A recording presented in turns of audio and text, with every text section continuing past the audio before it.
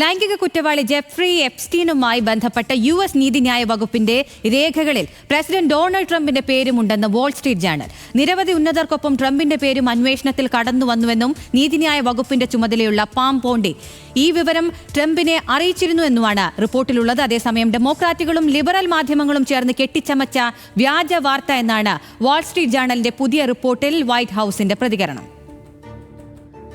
എപ്സ്റ്റീന്റെ Trump അയച്ചതായി കരുതുന്ന ജന്മദിനാശംസാ കത്ത് പുറത്തുവിട്ട വാൾസ്ട്രീറ്റ് ജേണലിനെതിരെ കഴിഞ്ഞ ആഴ്ചയാണ് ട്രംപ് $10 ബില്യൺ മാനനഷ്ട കേസ് ഫയൽ ചെയ്തത്.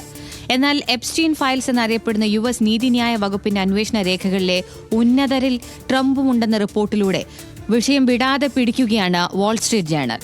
എപ്സ്റ്റീൻ അറസ്റ്റിലാകുന്നതിന് 2 വർഷം മുൻപ് 2004 വരെ ട്രംപുമായി സൗഹൃദത്തിലായിരുന്നു എന്നത് പരസ്യമാണ്. ഇക്കാലയളവിൽ ട്രംപും കുടുംബാംഗങ്ങളും ജെഫ്രി എപ്സ്റ്റീന്റെ കോൺടാക്ട് ലിസ്റ്റിലും പ്രൈവറ്റ് ജെറ്റിന്റെ ഫ്ലൈറ്റ് ലോഗുകളിലും ഒന്നിലധികം തവണ പ്രത്യക്ഷപ്പെട്ടിട്ടുണ്ട്. 1990കൾ മുതലുള്ള ഇരുവരുടെയും ചിത്രങ്ങളും പരസ്യപ്പെട്ടിരുന്നു. എപ്സ്റ്റീനുമായി ബന്ധം പുലർത്തിയിരുന്നത് കുറ്റകൃത്യങ്ങളിൽ പങ്കാളിയായി എന്നതിന് തെളിവല്ല. എങ്കിലും ട്രംപിനെതിരെയുള്ള പ്രധാന ആയുധമായി ഇത് ഉപയോഗിക്കപ്പെടുന്നുണ്ട്. എപ്സ്റ്റീൻ ഫയൽസിൽ തന്റെ പേരില്ല എന്നാണ് ട്രംപിന്റെ ആവർത്തിച്ചുള്ള അവകാശവാദം. വാൾസ്ട്രീറ്റ് ജേണലിന്റെ പുതിയ റിപ്പോർട്ട് ഉൾപ്പെടെയുള്ളവ തന്റെ പേരുണ്ടെന്ന് വരുത്തി തീർക്കാനുള്ള ശ്രമങ്ങളാണെന്നും ഇത് ഡെമോക്രാറ്റുകളും ലിബറൽ മാധ്യമങ്ങളും ചേർന്ന് കെട്ടിച്ചമച്ചതാണെന്നാണ് പ്രതികരിക്കുന്നത്. ഇതിനിടെ ജെഫ്രി എപ്സ്റ്റീനുമായി ബന്ധപ്പെട്ട കോടതി രേഖകൾ പുറത്തുവിടണമെന്ന US നീതിന്യായ വകുപ്പിന്റെ അപേക്ഷ ഫ്ലോറിഡ കോടതി തള്ളി.